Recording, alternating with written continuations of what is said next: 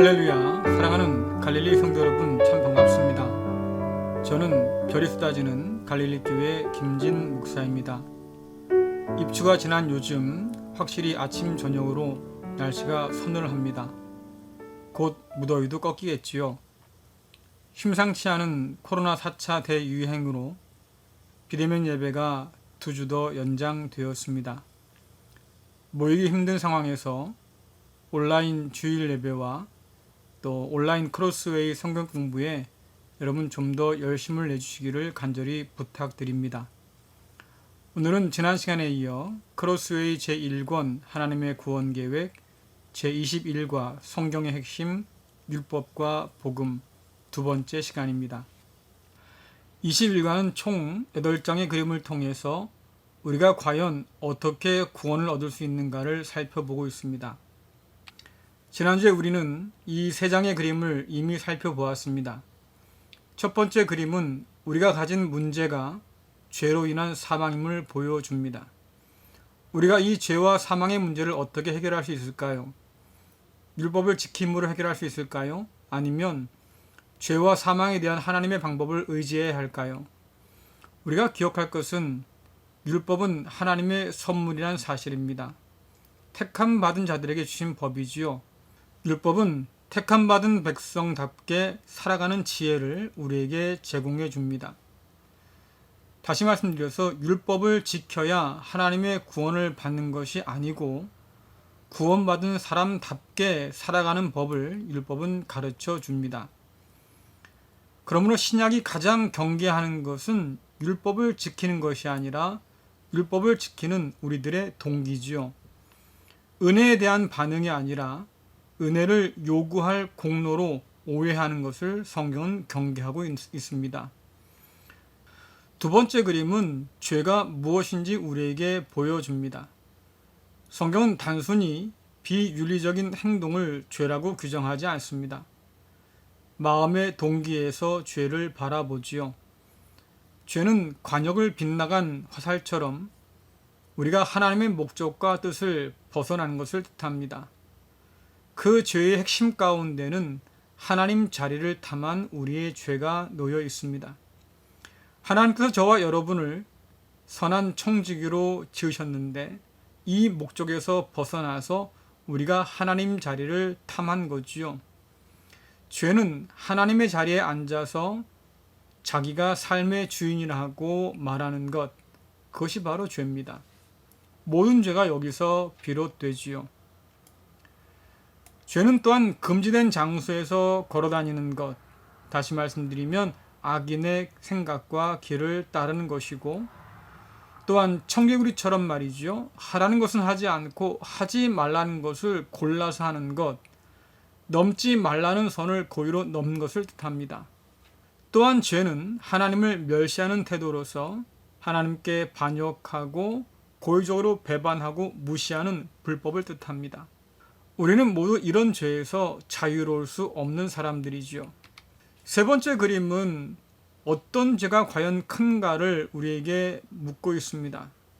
살인을 일삼는 죄, 또는 돈을 탐하는 죄, 혹은 시간을 선용하지 않는 죄, 우리는 이런 죄들에 대해서 죄의 경중을 따집니다. 하지만 위의 모든 죄악들은 하나님이 없는 삶을 우리에게 보여주는 그런 공통점을 가지고 있습니다. 누가 더 의로운가를 따지는 것은 하나님 보시기에 도토리 퀴즈에게 불과하지요. 성경은 말합니다. 의인은 하나도 없다고요. 율법을 가진 자나 율법을 모르는 자 모두 하나님 앞에서 부정직한 사람들이고 또 죄인이라고 성경은 규정하고 있습니다. 그러므로 모든 사람이 하나님의 진노와 심판 아래 놓여 있는 것, 결국 사망에 이르는 것, 이것이 우리의 필연적 운명이라고 성경은 말하고 있습니다. 로마서 1장 21절 말씀 함께 읽겠습니다. 사람들은 하나님을 알면서도 하나님께 영광을 돌리지도 않았고 하나님께 감사하지도 않았습니다. 오히려 사람들은 헛된 것을 생각했으며 그들의 어리석은 마음은 어둠으로 가득 찼습니다. 아멘. 알지만 행하지 않은 것이 죄지요. 행할 마음과 의지가 없기 때문입니다. 마음 가운데 하나님을 두지 않고 살기 때문에 하나님께 마땅히 취해야 할 행동과 태도를 취하지 않습니다. 성경은 말하지요. 탐욕으로 우리의 마음에 어둠이 들어왔다고요. 하나님을 하나님으로 인정하지 않고 내가 주인 되고 싶어 했던 그 탐욕이 결국 모든 죄의 근원입니다. 그렇다고 하면 우리가 이 죄와 그로 인한 사망을 도대체 어떻게 다룰 수 있을까요? 이제 오늘은 총 5장의 그림을 통해서 지난 시간에 배운 내용을 좀 더 깊이 살펴보려고 합니다. 이 그림은 죄가 가져온 가장 큰 문제가 무엇인지 우리에게 보여주지요. 사람들은 생각합니다. 죄로 인해서 우리가 에덴에서 쫓겨났다, 낙원을 잃어버렸다, 혹은 영원히 사는 그 삶을 잃어버렸다 이렇게 말해요. 그러나 여러분들, 가장 큰 문제는 하나님과 관계가 단절되고 끊어졌다고 하는 것입니다. 다시 말씀드려서 생명의 근원에서 끊어진 것, 여러분들, 하나님 없는 삶은 곧 죽은 것을 의미하지요. 우리가 죄를 담처럼 쌓고 하나님께 등을 돌린 결과라고 성경은 말합니다. 이사야서 59장 1절부터 3절 말씀 함께 읽겠습니다. 보아라, 여호와의 능력이 부족하여 너희를 구원하지 못하는 것이 아니다. 여호와께서 귀가 어두워서 너희 기도를 듣지 못하신 것이 아니다. 다만 너희의 죄악이 너희와 너희 하나님을 갈라 놓은 것이며 너희 죄 때문에 주께서 너희에게 등을 돌리셨고 너희 말을 들어주지 않으신 것이다. 아멘. 우리가 흔히 쓰는 말 중에 결자해지라는 말이 있습니다. 묶은 사람이 풀어야 한다고 하는 말이죠. 그러나 죄는 결코 우리가 풀 수 있는 문제가 아닙니다. 우리가 죄를 지었어요. 우리가 묶었습니다. 그런데 그 죄를 풀어낼 힘이 저와 여러분에게는 없다고 하는 것이 참 절망스러운 일이지요. 우리는 많은 노력에도 불구하고 여전히 죄를 안고 삽니다. 떨쳐버릴 수가 없어요. 마치 무거운 돌덩이를 안고 늪에 빠져 들어간 사람처럼, 혹은 그 돌덩이를 끌어안고 말입니다, 헤어나올 수 없는 폭풍 속으로 스스로 뛰어든 사람과 같은 형국이지요. 이번 그림은 하나님과 우리 사이에 극복할 수 없는 거리를 보여줍니다. 이는 창조주 하나님과 피조물 인간 사이에 극복할 수 없는 질적 차이를 보여주는 것이 아니에요. 죄로 인해서 단절된 하나님과 우리의 관계를 보여주지요. 죄를 지은 우리 편에서 하나님 편으로 가고자 하는 모든 시도를 보여줍니다. 특별히 그림 보니까 율법을 공로 삼아서 하나님과의 관계를 회복하려고 하는 시도를 하고 있지요. 자, 율법을 지킴으로 하나님의 구원을 획득할 자격을 확보할 수 있다고 생각하고 있습니다. 자, 그런데 여러분들, 이런 시도가 가진 문제가 무엇입니까? 우리가 율법을 완전히 지킬 수 없다는 것에 있습니다. 우리는 복음서에서 율법의 모든 것을 어릴 적부터 지켰다고 했던 젊은 부자 관원을 만날 수 있습니다. 그가 주님을 찾아왔지요. 뭐라고 묻습니까? 내가 무엇을 더 해야 구원을 받을 수 있냐고 물었습니다. 율법의 모든 것을 어릴 때부터 다 지켰다고 했던 사람이지만, 자신있게 주님 앞에서 말했던 사람이지만, 그러나 그 스스로가 여전히 불안한 거예요. 내가 뭘 더 해야 구원을 받을까? 하나님의 기준이 얼마나 되는지 알지 못하니까 그 기준을 채울 수 있을런지 궁금한 거지요. 자, 여러분들, 야고보서 2장 10절 11절, 또 로마서 2장 12절 3장 20절 함께 읽겠습니다. 누구든지 하나님의 율법을 다 지키다가 한 가지 계명을 어기게 되면 율법 전체를 다 어긴 자가 됩니다. 간음하지 마라 하고 말씀하신 하나님께서 살인하지 마라 하고 말씀하셨습니다. 그러므로 간음하지 않았다고 해도 살인을 저질렀다면 율법 전체를 어긴 셈입니다. 율법을 모르는 사람들이 죄를 지으면 율법과 상관없이 망할 것이요, 율법을 아는 사람들이 죄를 지으면 율법에 따라 심판을 받을 것입니다. 그러므로 율법을 지키는 것으로 하나님 앞에서 의롭다고 인정받을 사람은 아무도 없습니다. 왜냐하면 율법은 우리가 죄인이라는 사실을 알게 해주기 때문입니다. 아멘. 여러분, 율법을 다 지켰다고 해도 하나를 어기면 죄입니다. 어제 다 지켰지만 오늘 하나 어기면 여전히 죄인인 거죠. 율법을 지킴으로 공로를 쌓으려고 시도하는 것은 결국 실패할 뿐입니다. 우리를 지치게 만들고 결국 절망에 이르게 만들지요. 주님께서 말씀하지 않았습니까? 살인하지 않았어도 그러나 그 마음의 형제를 미워하면 이미 살인한 것과 같고, 우리가 누군가의 성을 착취하지 않았다 할지라도 그러나 우리 마음 가운데 음심을 품었으면 이미 가늠한 것과 같다고 말씀하셨습니다. 그렇다고 하면 여러분들, 누가 이 주님의 법을 벗어날 수 있겠어요? 누가 이 주님의 법을 다 지켰다고 말할 수 있겠습니까? 결국 구원을 우리의 힘으로, 특별히 율법을 지킴으로 획득하려고 하는 시도들은 다 실패할 수밖에 없는 거죠. 자, 이 그림은 죄인인 우리가 자신의 공로로 삼은 것들이 무엇인지를 보여줍니다. 선행이라든가 종교라든가 혹은 도덕적인 삶을 우리의 공로로 삼을 수 있겠지요. 사실 이 모든 것들은 율법적 열심 안에 다 포함되어 있는 것들입니다. 그러나 여러분들, 우리가 얼마나 착해야 구원받을 수 있을까요? 얼마나 열심을 내야 할까요? 얼마나 바르게 살아야 하나님 마음에 합할 수 있겠습니까? 결국 우리는 우리의 행함으로 구원을 얻을 수 있다는 착각에서 벗어나야 돼요. 그 착각에서 벗어나지 못하면 결국 우리는 스스로 죽음을 자초할 뿐이죠. 자, 로마서 3장 23절 24절은 이러한 우리 현실을 잘 말해주고 있습니다. 모든 사람이 죄를 지어 하나님의 영광에 이를 수 없게 되었습니다.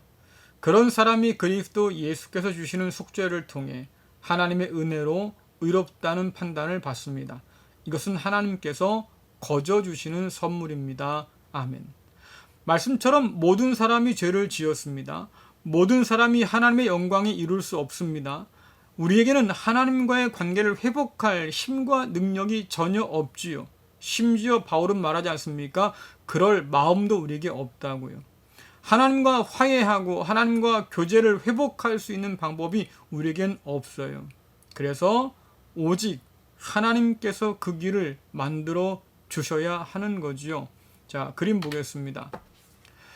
이번에 그림 보시면 스스로 천사처럼 의롭다 여기는 사람이 있어요. 자, 이 사람이 말이죠. 율법을 잘 지킨다 생각해 보세요. 하지만 결국 그림에서 보듯이 실패하고 말죠. 자, 여러분들, 우리의 노력 50%, 하나님의 은혜 50%, 합 100%면 우리는 구원을 얻는다고 생각할 수도 있겠습니다. 하지만 어림도 없는 소리예요. 100번 양보해서 말입니다. 하나님이 99%, 우리의 노력이 1%라고 해도 여러분들, 이것은 성경적인 생각이 아닙니다. 우리의 노력으로는 그 어떤 곳으로도 하나님의 마음을 살 수가 없어요. 하나님은 그 누구에게도 빚지지 않는 분이시지요. 우리의 구원을 위해서 누구의 도움을 받는 분이 아닙니다. 심지어 우리의 공로를 의지하는 분도 아니시지요. 하나님은 홀로 구원하시는 분이십니다. 그래서 우리의 그 어떤 행위도 하나님께 의무를 혹은 짐을 부과할 수 없어요. 하나님은 그런 잡신이 아니거든요. 하나님께서 우리의 공로를 보시고 우리를 구원하셔야 할 이유는 없습니다. 왜냐하면 우리의 공로는 턱없이 부족하기 때문이지요. 하나님께서 저와 여러분을 구원하신 이유는 단 한 가지밖에 없습니다. 하나님께서 우리를 사랑하시기 때문이지요. 그 사랑 때문에 하나님이 구원을 위한 길과 방법을 친히 만들어 주시는 거예요. 우리가 하나님께로 갈 수 있는 길은 오직 하나님께서 마련하신 그 길밖에 없는 거지요. 바로 십자가 사랑입니다. 우리를 먼저 사랑하셔서 먼저 택하시고 찾아오셔서 우리에게 손 내밀어 주신 분, 그분이 바로 우리 하나님이시지요. 자, 요한복음 3장 16절 17절 말씀 같이 읽겠습니다. 이와 같이 하나님께서는 세상을 사랑하여 독생자를 주셨다. 이는 누구든지 그의 아들을 믿는 사람은 멸망하지 않고 영생을 얻게 하려 하십니다. 하나님께서는 세상을 심판하시기 위해 그의 아들을 세상에 보내신 것이 아니라 자기 아들을 통하여 세상을 구원하시기 위해 아들을 보내신 것이다. 아멘. 성경은 우리를 향한 하나님의 사랑과 그 열심을 증거해주는 책입니다. 우리가 구원을 받을 수 있는 길은 이 하나님의 사랑을 믿고 의지하는 길밖에 없지요. 이 그림은 하나님의 사랑으로 주어진 예수 그리스도의 십자가를 보여줍니다. 그 십자가는 끊어진 관계를 이어주는 다리와 같지요. 이 다리는 하나님 편에서 놓아 주신 것입니다. 우리는 이 십자가를 통해서 하나님께로 나아갈 수 있지요. 자, 요한복음 14장 6절 또 사도행전 4장 12절을 함께 읽겠습니다. 예수님께서 대답하셨습니다. 내가 바로 그 길이요 진리요 생명이다. 나를 통하지 않고서는 아버지께로 올 사람이 없다. 예수님 외에는 다른 어떤 이에게서도 구원을 받을 수 없습니다. 하나님께서는 온 세상에 우리가 구원받을 만한 다른 이름을 주신 적이 없습니다. 아멘. 세상의 종교는 크게 세 종류로 나눌 수 있습니다. 첫째는 구원에 전혀 관심이 없는 종교가 있어요. 그저 세상에서 잘 먹고 성공하고 또 형통하면 그것으로 그만인 그런 종교들이 있지요. 대부분 규복적인 신앙 가진 종교들이 그런 종교들입니다. 두 번째로 좀 고등 종교에 속하지요. 구원에 대해서 말을 합니다. 하지만 그 구원은 자기가 수련하고 또 열심을 다해서 노력해서 얻을 수 있다고 믿는 종교가 있습니다.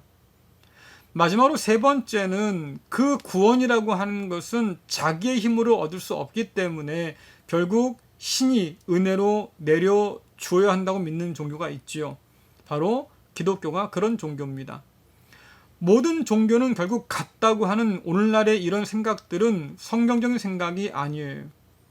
세상은 변하지만 그러나 구원의 진리는 변하지 않지요. 구원받을 만한 이름은 오직 예수 그리스도 외에는 없습니다. 주님께서 말씀하신 것처럼 하나님 아버지로 갈 수 있는 유일한 길은 예수 그리스도밖에 없는 거지요.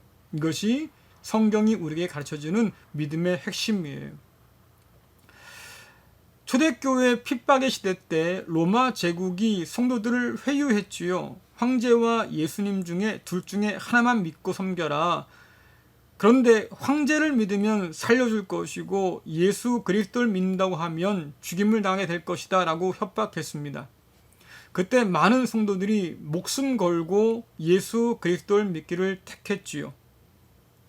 오늘날은 좀 사정이 달라졌습니다. 오늘날은 많은 사람들이 서로를 인정하자고 그래요. 너네 종교도 인정하고 우리 종교도 인정하고 진리는 상대적이기 때문에 다 진리라고 하자라고 얘기하지요. 자, 이런 시대 가운데 교회가 택할 수 있는 길은 딱 한 가지입니다. 그래도 우리는 예수 그리스도만 믿습니다. 예수 그리스도만이 우리의 구원자가 되십니다. 라고 고백하는 거지요. 자, 이럴 때 우리가 주의할 것이 있습니다. 상대방을 존중하는 태도를 결코 잊어서는 안 되지요. 여러분, 예수님을 믿는 믿음으로 우리가 핍박을 당할 수는 있습니다.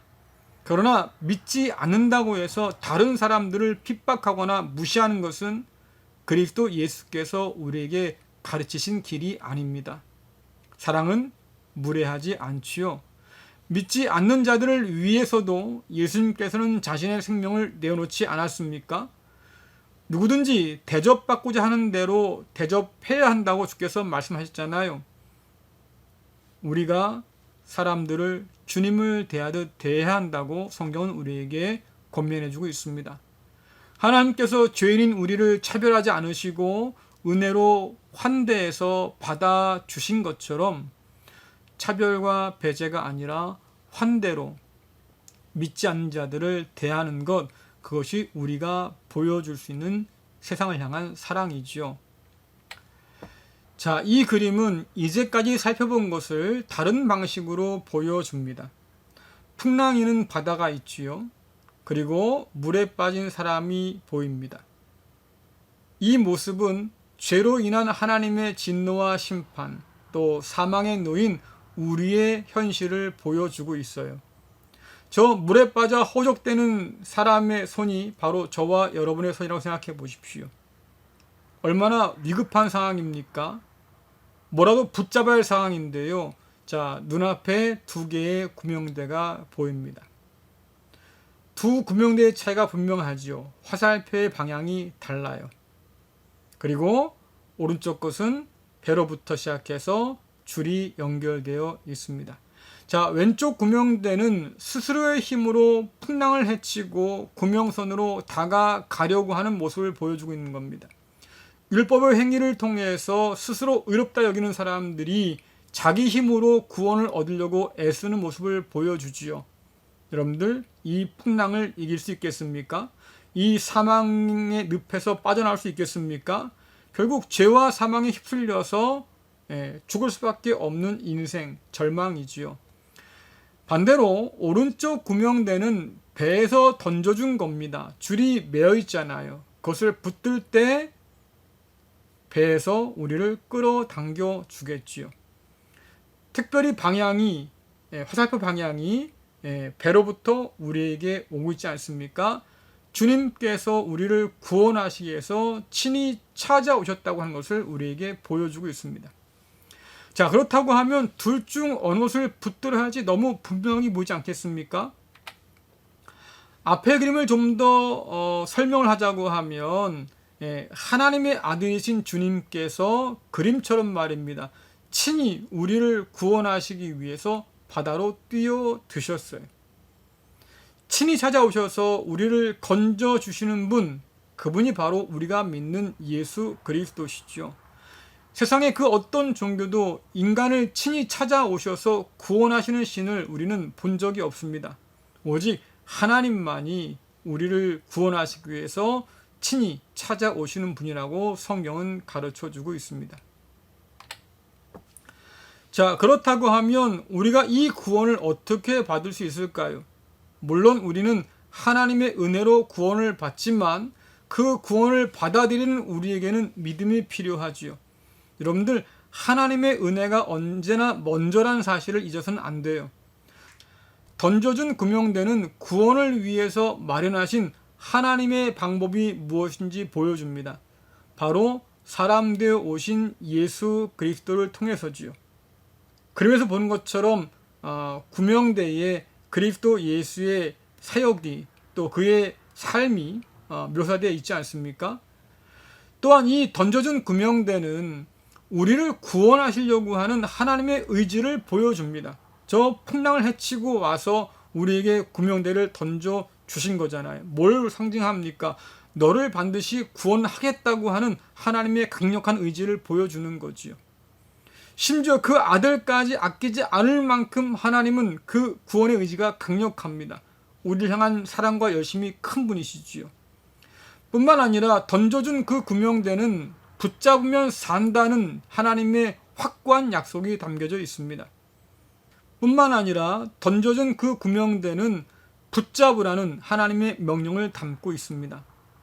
이 하나님의 구명대를 붙드는 것, 그것은 하나님의 방법과 의지, 또 그 약속을 신뢰하는 것이고, 그렇기 때문에 붙잡으라고 하는 그 명령에 순종하는 것이지요. 이것이 바로 믿음의 순종이에요. 그림 아래 보면 지식, 동의, 확신 세 가지가 있는데요. 이것은 우리 믿음이 무엇을 의미하는가를 우리에게 알려주고 있는 겁니다.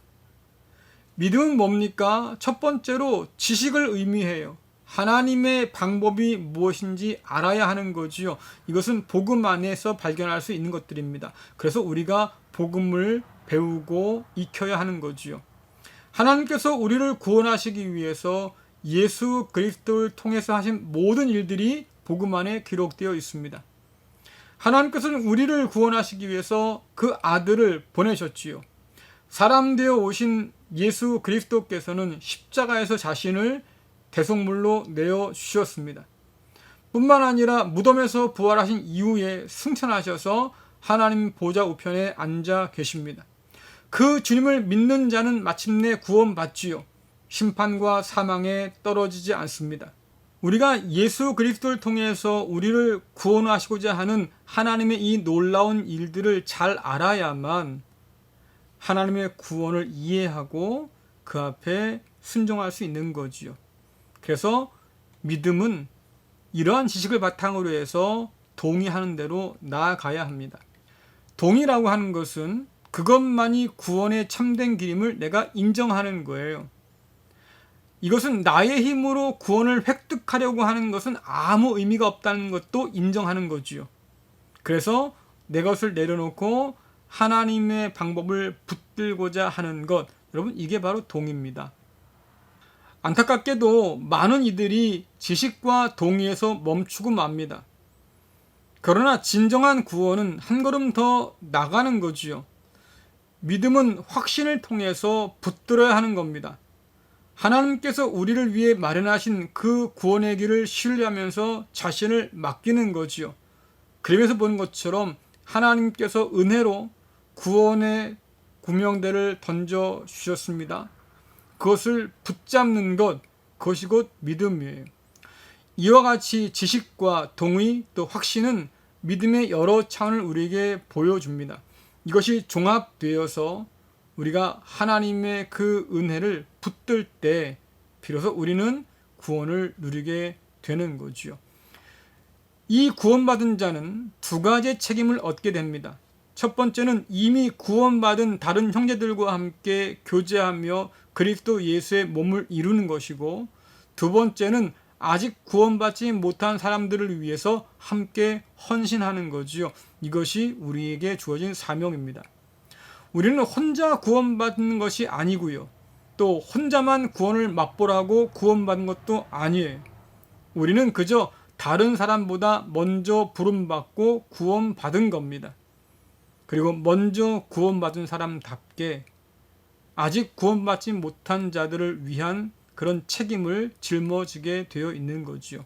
바울이 말한 것처럼 우리는 다 복음의 빚진 자가 아니겠습니까? 자, 이제 마지막 그림을 보시겠습니다. 이 그림은 믿음에 관한 우리의 오해를 보여주는데요. 우리의 믿음이 크면 클수록 하나님께 더 가까이 갈 수 있을 줄 알아요. 믿음의 계단을 올라가면 올라갈수록 더 가까이 하나님께 이룰 줄 알지요. 또 믿음이 크면 클수록 은혜가 더 큰 줄 알아요. 하나님께서 믿음이 큰 자에게 더 큰 은혜, 더 많은 은혜를 주신 줄 알지요. 자, 근데 여러분들 이것은 복음이 가르쳐 주는 것이 아니에요. 하나님은 차별 없이 우리에게 은혜를 주셨습니다. 하나님은 저와 여러분이 믿음이 없었어도 그와 상관없이 우리를 찾아오신 분이에요. 우리가 선해서도 아니고, 우리가 착한 일을 많이 해서도 아니고, 우리가 종교적 열심을 많이 가진 것도 아니고, 하나님 보시기에 여전히 우리는 악하고 아무것도 아닌 사람이었는데, 근데 하나님께서는 우리를 사랑하셔서 친히 우리와 함께 하시기로 작정하시고 찾아오셨습니다. 우리의 믿음 때문이 아니라 우리를 향하신 하나님의 그 사랑 때문이지요. 자, 이렇게 가까이 다가오신 하나님을 우리가 어떻게 대하고 있느냐? 여러분, 이 태도가 바로 믿음이에요. 가까이 계신 하나님을 우리가 더 크게 신뢰할 때 우리는 그만큼 더 하나님을 많이 알아갈 수 있고 또 하나님과 더 친밀한 교제를 맛볼 수 있는 거지요. 또 다른 오해는 믿음과 직분과의 관계입니다. 교회 안의 직분을 마치 계급처럼 생각하는 사람들이 참 많아요. 목회자나 혹은 장로님이 가장 믿음이 좋다고 단정 짓는 것도 그런 이유 때문이겠지요. 하지만 직분은 여러분 계급이 아닙니다. 하나님을 섬기는 서로 다른 은사일 뿐인 거지요. 물론 하나님께서는 우리 모두가 그리스도 예수의 분량에 이르기까지 자라고 성숙하기를 원하십니다. 우리의 믿음이 날마다 자라서 그리스도 예수를 닮아가고 또 하나님을 닮아서 거룩하기를 원하시는 것, 그게 하나님의 어떤 소망이지요. 이것은 모든 믿는 자에게 주시는 똑같은 동일한 과제일 겁니다. 하지만 이 믿음의 길은 피라미드 정점에 서는 것처럼 서로 경쟁하고 이기려고 하는 것이 아니에요. 우리는 서로를 격려하면서 함께 그리스도 예수의 장성한 분량에 이르기까지 자라가야 합니다. 우리는 예수님을 혼자 믿으신 사람들이 아니에요. 하나님께서 그리스도 예수 안에서 저와 여러분을 불러주실 때 우리는 그리스도 예수 안에서 한 몸 된 사람으로 부름 받았잖아요. 우리는 그 몸의 지체들입니다. 그러므로 함께 웃고 함께 울고 함께 아파하고 함께 즐거워하고 또한 함께 영광을 받지요. 그러므로 우리는 서로 격려하면서 믿음 안에서 함께 자라가기를 힘써야 하는 겁니다. 자, 마지막으로 에베소서 2장 8절부터 10절 말씀 함께 읽겠습니다. 여러분은 하나님의 은혜 안에서 믿음으로 구원을 받았습니다. 여러분 스스로는 자신을 구원할 수 없습니다. 구원은 하나님의 선물입니다. 또한 여러분의 착한 행동으로 구원받는 것도 아니므로 아무도 자랑할 수 없습니다. 우리를 창조하신 분은 하나님이십니다. 그리스도 예수 안에서 우리를 새 사람으로 변화시켜 착한 일을 하게 하시는 분도 하나님입니다. 하나님께서는 우리 안에 이미 오래전부터 선한 일을 계획해 놓으셨습니다. 우리의 삶이 선하게 되도록 그렇게 계획해 놓으셨습니다. 아멘. 이 말씀은 21과를 정리해 줍니다. 우리의 구원은 은혜로 말미암은 것이지요. 그러므로 하나님의 선물이에요. 하나님의 은혜를 받아들이는 믿음으로 우리는 구원을 받습니다. 그러므로 우리가 자랑할 것은 아무것도 없다고 성경은 말해요. 그뿐 아니라 하나님께서 우리를 구원하신 목적이 무엇입니까? 착한 일을 하게 하시려고. 다시 말씀드리면 구원의 은혜는 반드시 감당해야 할 사명과 연결되어 있습니다. 그러므로 우리는 겸손하게 순종해야 하는 거지요. 그럴 때 비로소 저와 여러분은 구원의 은혜 안에서 하나님과 함께 아름다운 삶을 살아갈 수 있는 거예요. 우리 힘으로 뭔가를 하려고 하는 것 여러분들 내려놓으시고요. 하나님의 구원의 은혜에 사로잡혀서 늘 감사하며 또한 기쁨으로 그 뜻에 순종하며 살아가는 저와 여러분 될 수 있기를 간절히 축원합니다. 기도하겠습니다. 참 좋으신 하나님 아버지 감사합니다. 우리가 자신의 힘으로 구원받으려고 애를 쓰지만 그러나 번번이 실패로 돌아갈 수밖에 없음을 다시 한번 깨닫습니다. 그런 헛된 욕망과 그 헛된 모든 기대들을 다 내려놓게 하시고 하나님께서 그리스도 예수를 통해서 마련해 주신 그 아름다운 구원의 길을 따라 걸어갈 수 있도록 인도하여 주옵소서. 오직 그리스도 예수를 통해서 하나님께로 나아가게 하시고 하나님께서 우리를 위해서 먼저 내밀어 주신 그 화해의 손길을 붙들어서 하나님과 함께 화평하며 영원한 생명을 누리기에 부족함이 없도록 인도하여 주옵소서. 이미 하나님께서는 모든 은혜를 우리에게 허락해 주셨습니다. 아버지 하나님, 우리의 믿음 없음을 용서하시고 우리에게 믿음을 더하여 주셔서 하나님께서 우리에게 허락하신 그 믿음의 길을 따라서 구원의 길을 따라서 주와 함께 동행하는 은혜가 있도록 인도하여 주옵소서. 그 안에서 그리스도 예수의 분량만큼 자라게 하시고 그리스도 예수를 닮아감으로 하나님 앞에서 거룩 행하도록 인도하여 주옵시고 또한 우리에게 맡겨주신 귀한 사명 잘 감당하여서 이 땅 가운데 하나님의 그 귀한 나라가 이루어지기까지 충성을 다하는 믿음의 삶으로 살아갈 수 있도록 인도하여 주옵소서. 예수님의 이름으로 기도드리옵나이다. 아멘. 네, 마치겠습니다. 여러분들 오랫동안 뵙지 못하지만 그러나 영상을 통해서 만나 뵐 줄로 믿습니다. 다시 만날 때까지 여러분 늘 건강하시고 또 주 안에서 평안하시기를 간절히 바랍니다. 마치겠습니다.